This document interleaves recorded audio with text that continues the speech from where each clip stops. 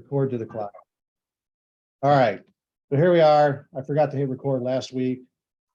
So half of Acts, or first 9 verses of Acts 27 are not recorded. Not that it matters all that much, but at any rate, word about verse 9. Holly, do you agree with that? 9 or 10? 13. Oh, we're at 13. Okay. All right, so we'll do a little bit of review. Here's the map of where we are in Acts 27. That's very colorful. It's almost got too many colors on it. I'm going to go ahead and close the chat because it's distracting. So if somebody chats, they better tell me, which defeats the purpose of the chat. Anyway, this is the Eastern Mediterranean, and this is Paul's voyage. This is the voyage of the Alexandrian grain ship that's trying to make its way to Rome. Paul and a bunch of other prisoners are on it, along with Luke, the author of the book, and a Roman centurion named Julius, trying to get them to Rome. And so they're going to encounter some problems on the sea, which they've already started. And there's a couple of reasons for that. It's very late in the sailing season. So we're into sometime after October 5th, I think it is, when the festival happened, the Day of Atonement. And so it gets more and more dangerous into the fall to sail on the Mediterranean. You know, I did a search of, I think I said this, I did a search of shipwrecks in the Mediterranean. It's really illuminating. And especially in World War I and II, it's just remarkable. But, they're uncovering these shipwrecks, ancient shipwrecks all the time. But that's the danger that's a hazard of those days. And Paul was very, very familiar with it as we're going to get into. But I think to best explain why they got themselves into this situation and why they took the chance. Paul appealed to Caesar. He's a hazard in Judea or Samaria, which is to say Caesarea, back in Israel, back in Palestine. And so the governor, who is Festus, wants him out, since he has no more jurisdiction because of the appeal. He just wants him out of the territory as fast as possible. He's nothing but liability, no matter how late in the season it is. So they put him on a ship, headed to the west, basically to get him out of their hair, which is the same thing that Claudius Lysias, the Tribune, did when they pulled him out of the temple. So he's kind of a hot potato. So I think it was in Cnidus or Myra, I don't remember which. They picked up an Alexandrian grain ship. Myra, that's where it was. North of Alexandria, you can see it right there where those grain ships ran. And he's on that ship is on its way to Rome. And so they got all these prisoners on board this ship along with Paul.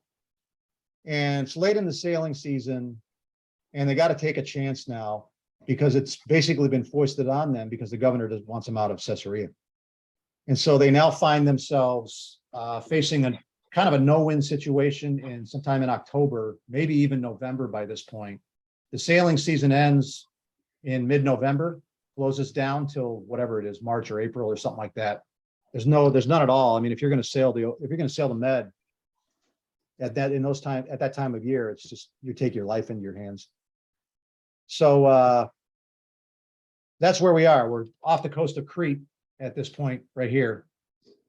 And Luke, the narrative, it's interesting. Luke is on the ship, so he narrates this. He labors over the details because he's on the ship, and it's considered one of the most important ancient travel logs of a maritime voyage because there's so much detail in it. And that's what we're going to get into now. So we're at 13. We are in, where are we at here? So they're in Fair Havens, which is right here, Fair Havens. And they got a big decision to make. Do we keep going or do we winter here in Fair Havens? Because we're not going to make Rome by the close of the sailing season. Not willing to take the chance. So they make the decision. The centurion, who is really the power broker on the ship, makes the decision that they're going to go ahead and he's going to go with the pilot over the objections of Paul, and they're going to continue their voyage and try to hit Phoenix, which is right here. That's more suitable for spending the winter. So they set out, and it immediately basically goes bad because they got fooled. So that's their plan in verse 12.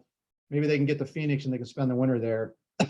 So they get this moderate wind that shows up in verse 13, and they think, oh, good, we can take off. We got our chance. We're going to head out. So they weigh anchor, they lift anchor, and they start to sail along the coast of Crete, right next to the shore, because that's the only safe place to do it. But, it's the Mediterranean and the unexpected happens, even when it's expected. And in this case, it's what we would call a northeaster, what they call the Euraquilo, if that's the way you say that word. But before very long, they're rushed down from the land, a violent wind called the northeaster, as we would say. When the ship was caught in it, could not face the wind, we gave way to it and let ourselves be driven along. Notice he goes back and forth between we and they, first person and third person. Running under the shelter of a small island called Clauda, we were scarcely able to get the ship's boat under control. What? Probably because that boat is being towed behind the ship, and they're trying to get it onto the ship. And after they had hoisted it up, they used supporting cables and undergirding the ship, and fearing that they might run aground on the shallows of Syrtis, we'll look at that in a minute, they let down the sea anchor, and in this way let themselves be driven along. So they're just trying to slow their travel. They can't navigate. They can't face the wind.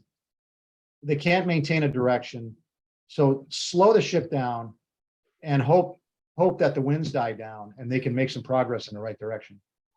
The next day, we were being violently storm tossed. They began to jettison the cargo and make the ship lighter. Through the third day, through the ships, you can sense the drama picking up. Luke is heightening the drama with every step of this. Third day, they threw the ship's tackle overboard with their own hands, make the ship lighter so it won't take on water. Since neither sun nor stars appeared for many days and no small storm was assailing us, that's classic Luke language, meaning a very violent storm. From then on, all hope of our being saved was gradually abandoned. So they're basically being driven away from Crete. They can't turn around. This is the first century, sailing vessels. So their concern is this thing here, which I think I showed last week. Their concern is this. So if you look at the map again, here they are, here's Clauda. Here they are being driven. And these guys know what that means. And if they end up here in these shallows, this is all sandbars. So miles from shore, you end up caught on one of these sandbars, stuck. You can't go in to the shore and you can't get off the sandbar. So basically the ship just sits there and gets pummeled until it disintegrates it's miles. So, you can see the scale there. So that's their terror. And the reason they think that, of course, is so many ships have had exactly that happen. All these maritime captains probably, this is one of their overriding factors when they decide what they're going to do. So, why they chose to leave Fair Havens to take the chance, that's a question Paul's going to bring up in just a second, but that's their situation. The shallows of Syrtis, what we call today the Gulf of Sidra. This is Libya right here. Egypt is over here off to the east. Carthage? No, Cyrene is right here. Here's Egypt. So this is the hazard. I was looking up the depths of the Mediterranean.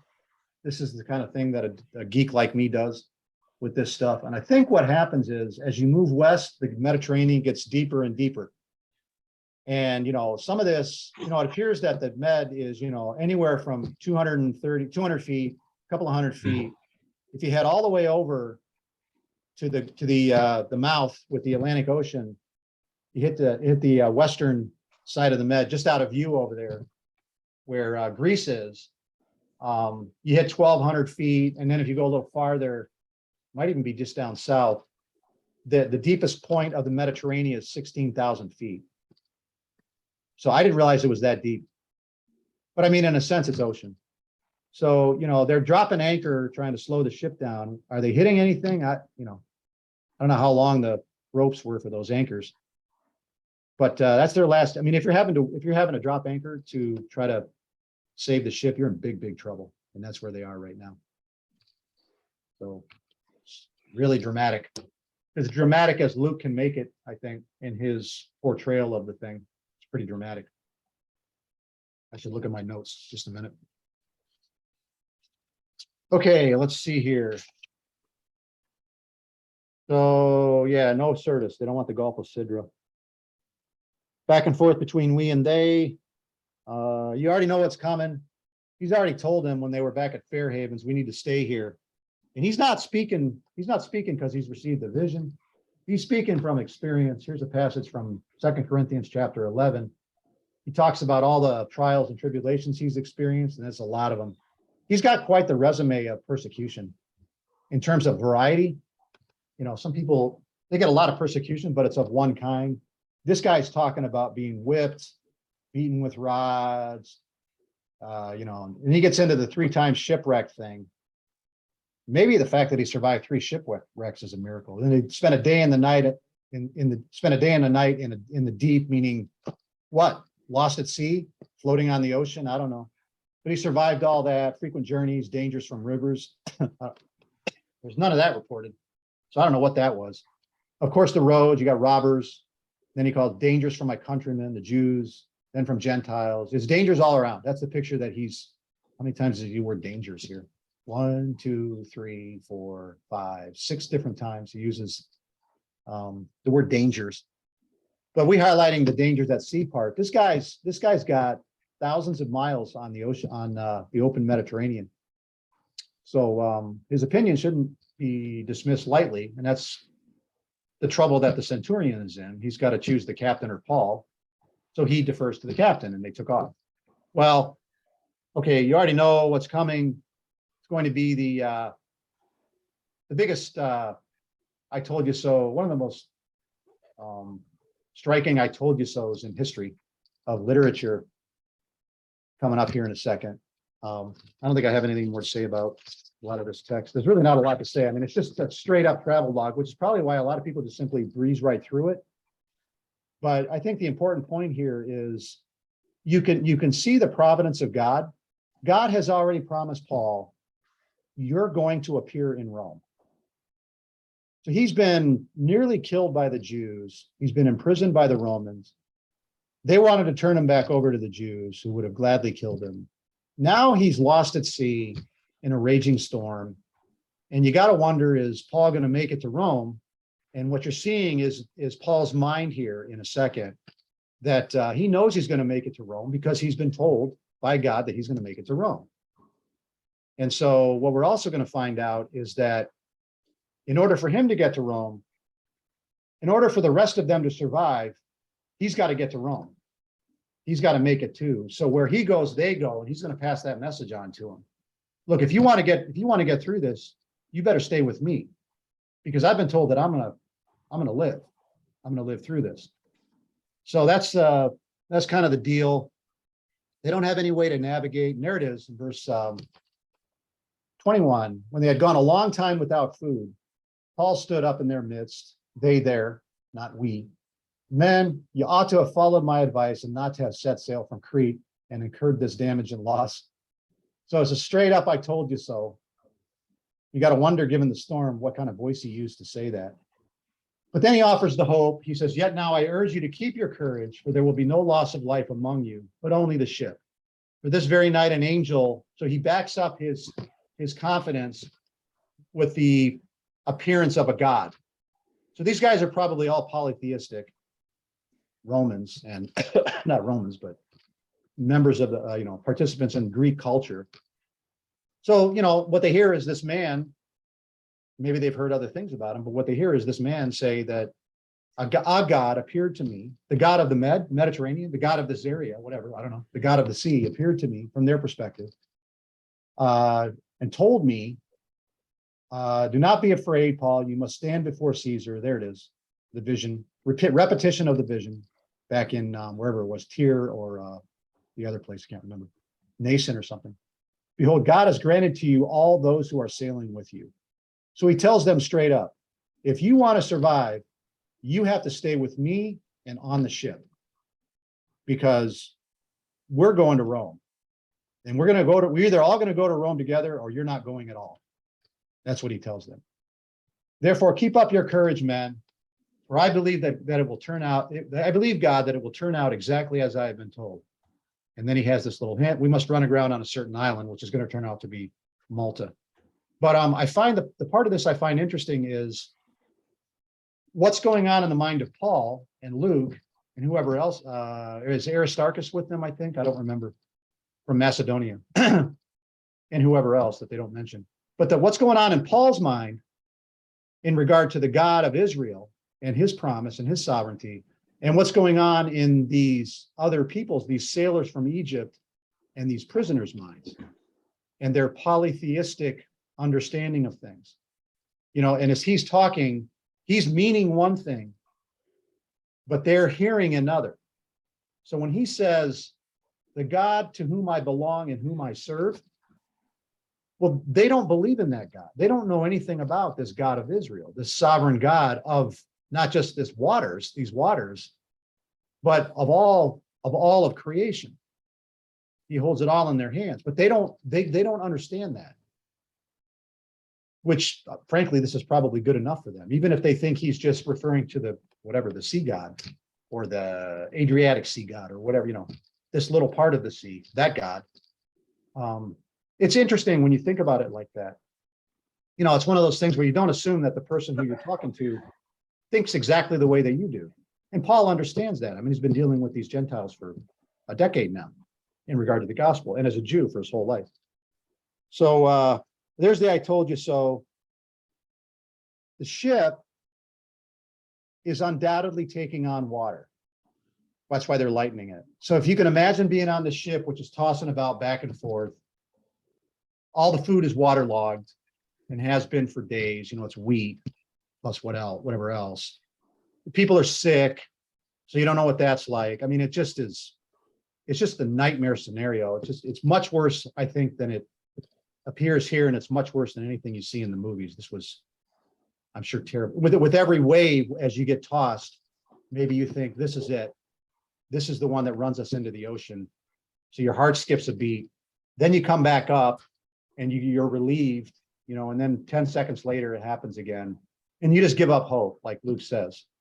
You just resign yourself to the sea, and that eventually one of these waves is going to take you down, or the ship's just going to sink because it's filling with water. And they don't have a way of getting rid of the water. It's not like they can bail out the ship. So it's just getting heavier with water. And it's just a matter of time. It turns out that this island that they're going to run aground on is going to save their lives. And of course, that island is going to be Malta. So that's through 26. I don't really have anything more written or to say about that section of the travel log. It's just interesting to me that Luke spends so much time on it. He spends more time on this. I mean, man, he spent more time describing this. He spends more time describing this voyage and the shipwreck than, Luke's conversion. Now, Luke tells his conversion twice, but Paul does, but Luke only tells it once. And he doesn't use this many words. He doesn't spend nearly this amount of time on the mission to the Samaritans. It's really interesting that he spent so much time on this part of the narrative of Paul's travels. And of course, part of the reason is because he's there. So they just go like this now. They're floating across the Adriatic at this point, this no man's land. But at least they're not floating. At least they're not being driven into the Gulf of Sidra down here where the sands are. So the winds have changed more favorable, even if they don't know it. They don't know where they are. They don't have any moon or stars. They can't tell where they are. So they're just waiting. They're just waiting to hear kabam, that they ran into the rocks or something of some land. And they go on like this for 14 days. I mean, it's unbelievable when you think about it like that. So then we get to verse 27. And we'll go through some of this. I'm going to probably stop at about 9:45 or 9:50. We get to 27. There's the reiteration of the promise that God had already made to him, that he would stand before Caesar. He doesn't say he's going to get out of prison. He just says he's going to stand before Caesar. And it's still an open question about whether he did. We'll deal with all of that when we get to the part about Rome. But now it's time for Malta. Let's see, 27 through 32. When the 14th night came, very specific, Luke is being. And by the way, if you have anything to say, just spit it out. I can't see anything, so we're back to that world. As we were being driven about in the Adriatic Sea, That's vivid language and a we passage. He switches from they to we. About midnight, very specific, so it's middle of the night, the sailors began to surmise that they were approaching some land. How would they survive? How would they surmise that? Well, they're used to the sound. You can hear the breakers on the beach or whatever from quite a long ways off. So they know there's land out there. And you might think, well, that's good news. But the problem is you don't have any way to stop yourself. And since the sound is getting louder, you're getting closer. So it's either salvation or it's the worst case scenario. It's the thing you've been dreading. You're just going to run into these shallows or into these rocks, and the ship is going to break apart, and that's it. So it's either salvation or doom, and they don't know which. And that's what they got to figure out. So they took soundings and they found it to be 20 fathoms. It's 120 feet. A little farther on, Luke slows the narrative down again, very, very detailed here. Brings you along with their trials. For a little further on, they took another sounding and found it to be 15 fathoms, so they're 90 feet.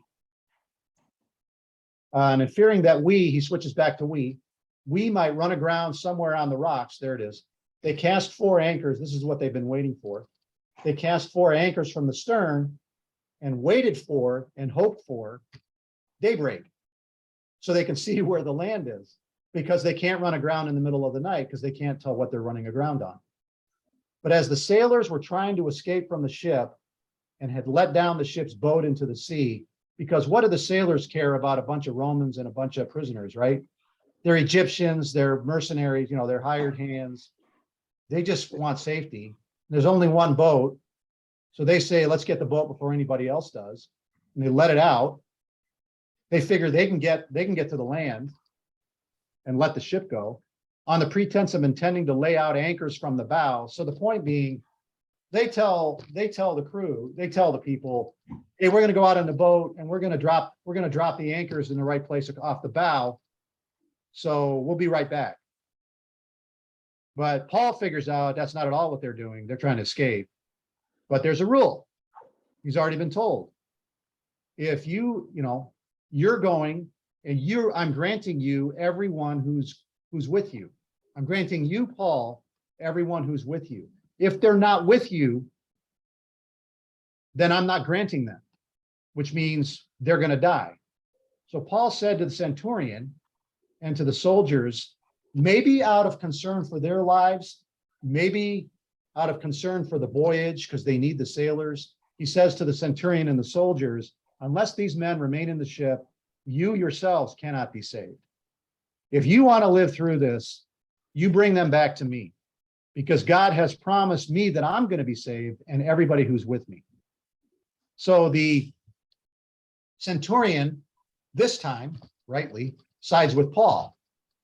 Soldiers cut away the ropes of the ship's boat and let it fall away. So they end that little potential nightmare, potential catastrophe. So that's 14 days. And the voyage is this voyage right here, this big stretch, nightmarish stretch right here, which could have been a lot worse if they'd have been driven south. But, you do the calculation on this. James Smith's book, The Voyage and Shipwreck of St. Paul, he did some calculations on this. Bruce talks about it. If you're just drifting, you can move, 30, 35, 36, 37 miles a day. And over the course of 14 days, you're going to get pretty close to 500 miles, which is about what we're dealing with here. So it's very true to life. The math works out for the drift over the course of these 14 days that Luke bothers to record, that it was 14. It's very, very specific. It's one of those times when he kind of takes chances. Is the math going to work out? And of course it does, because he was there and that's how long it took. So that's their journey across the Adriatic. They're now approaching Malta, this little island in the central Med. Let's see here. And that's all I got to say about through 32. And now we would move on here to 33. We'll just read it so you can get the whole picture, or a lot of it, maybe 33 through 38. And then we'll close up with that. Until the day was about to dawn, Paul was encouraging them I mean, he's totally confident, right? I mean, he's not worried at all, but of course he had the advantage of a vision by not just the God of the sea or the Adriatic Sea, but the God of creation. Paul was encouraging them all to take some food. It's amazing how many times in Acts the food comes into play. This is exactly the same thing after Paul's conversion. The first thing he did was ate because he hadn't eaten for 3 days. Here it is again. He encourages them to take some food, saying, today is the 14th day that you have been constantly watching and going without food. What are they watching for?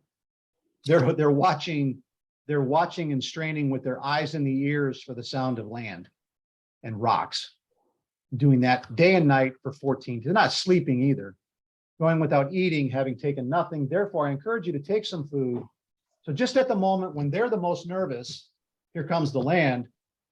He's the most relieved because he knows it's not going to be doom. It's a port call.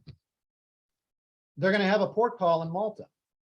It's just they're going to have to swim for it to get to the port or the land. For this is your preservation, for not a hair from the head of any of you will perish. That's his promise. That's God's promise to them through Paul. And having said this, he took bread and gave thanks to God in the presence of all. So there's this upholding of the creator God here, the God of Israel. He broke it, began to eat, and all of them were encouraged. So the feeling was infectious. Encourages all of them, and then they themselves to eat. So what did they eat? That's a great question. You got waterlogged food, you got wheat that's been floating in water. I don't know how that works, but it could not have been very appetizing. You stuff down some food, you try not to get sick, the waves are still there. You're moving here and there, you're bobbing up and down, you're lightheaded, whatever. But you got to eat, so you eat. Now there's an us passage again. All of us in the ship were 276 persons, pretty big ship. It's not one of the big ones, but it's a pretty big one.